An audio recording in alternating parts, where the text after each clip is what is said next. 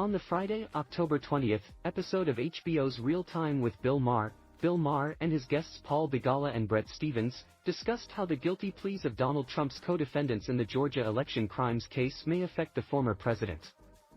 Begala began the conversation, saying, "I did talk to friends of mine who were lawyers in Georgia, real lawyers, and this is not good for him. Well, I am a lawyer, but I'm not going to play when I do. I would not hire me if I needed a lawyer. But this is terrible for Donald Trump." Stevens chimed in, adding, "Hang on a second. I mean, there is this reality again that it's horrible to think about, but with every successive prosecution, his numbers have gone up. And that's a comment on the country. I think the guy belongs in jail. But every time the justice train moves, his supporters are digging in their heels. And for a lot of people who are kind of in the middle, it suddenly turns into a kind of a white noise because it's so hard to keep count of all of the charges. Ultimately, the only way I think you slay this beast is in an election or in a primary."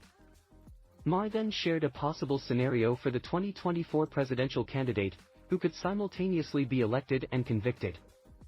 "Absolutely absolute. It's also very much possible, I think. And I don't think we'll ever send him to jail, but I think he could get house arrest at Mar-A-Lago and be the president at the same time and run this world from an orange jumpsuit. That is not an unrealistic scenario," the show's host stated.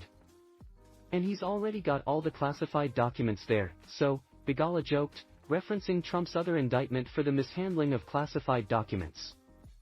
"He wouldn't even have to leave his bathroom," Stevens quipped.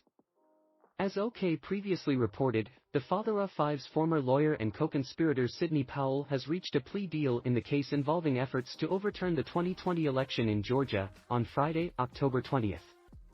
Legal minds claim this may be a devastating development for the Republican politician. Powell pleaded guilty to charges under the state's anti-racketeering law, including 6 misdemeanors which accused her of conspiring to intentionally interfere with the performance of election duties. The deal stipulated that Powell will be required to serve 6 years of probation, pay a $6,000 fine and write an apology letter to Georgia residents. Powell also agreed to honestly testify against her co-defendants.